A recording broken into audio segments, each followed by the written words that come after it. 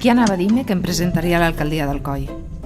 Però clar, veig com està tot i en com m'ha agradat sempre esta ciutat i pense, que no podré fer alguna cosa més?